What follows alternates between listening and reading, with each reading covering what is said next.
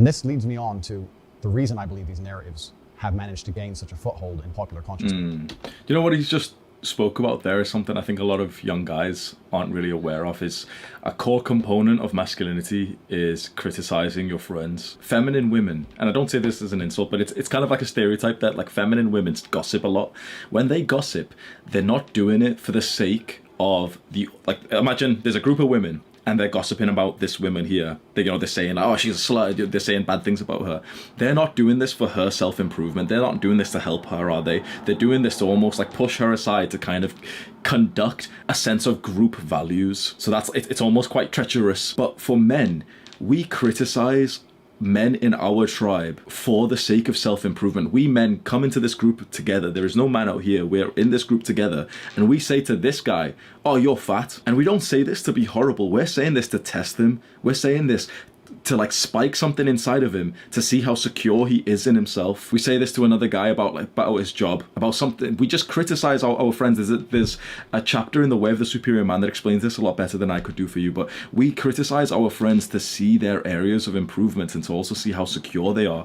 And the more masculine you become, the more you relish, the more you like crave this masculine criticism from your friends. I love it when my close friends criticize me. It's deeply important. It's deeply important. Either they would criticize you about something that you're insecure about, and then that will like cause, some thoughts that occur in your mind to think, okay, shit, I need to change something because clearly like that thing that my friend has just criticized me for is somewhat true. Or they will criticize you about something that you are totally secure about, and that will make you feel even more secure. When I was 17 years old, I had low quality friends. They criticized me for going to the gym for weightlifting. I was so secure in the fact that weightlifting and building muscle was a good thing that it didn't change my mind, that I was still going to go and lift weights. But then there's been so many things, like for example, my dress sense, that would get criticized, and it would occur in my mind, I would be like, oh yeah, like I'm not actually good at fashion. Like I'm not good at like buying clothes or something. So like they're probably right because these guys are a bit more fashionable. So what should I wear? Then I'm asking them for advice. They've just criticized what I'm wearing.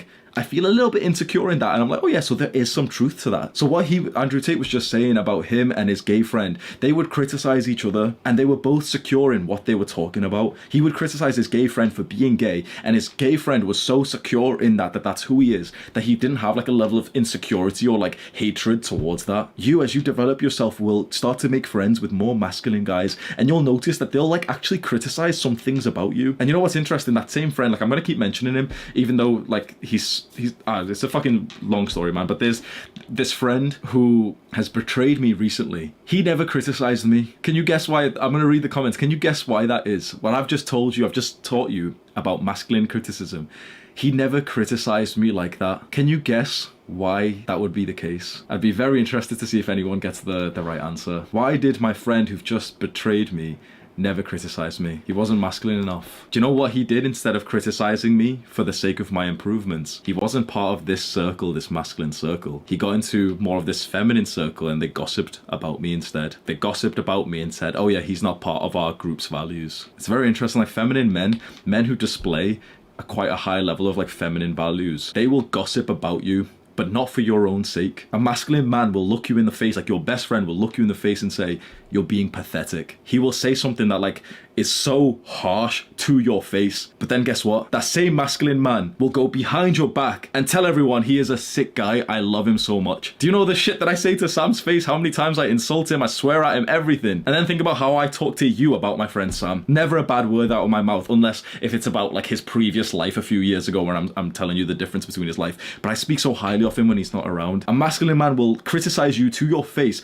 and show you nothing but respect. When he's like gossiping about you, he'll only say good things about you. You'll leave the room and he will compliment you. A feminine man will only say good things about you to your face. He'll never criticize you to your face. And as soon as you're not there, they'll gossip about you. Now that I know the full story, if I told you the shit that this friend did to me, bro, holy fuck. It fucking hurts, man. I've been journaling. This is a side rant, but there's something I've been doing recently, which is journaling principles for life. Every time I experience some kind of mistake, problem, setback, failure, I journal and really break down the reason why and then the learning lesson. And then I really clarified that in my journal. I have a separate journal for this, which is like a principle for life. And I'm just tallying up these principles. And so one of them, a new principle that I've added to this sort of principle journal: do not trust feminine men.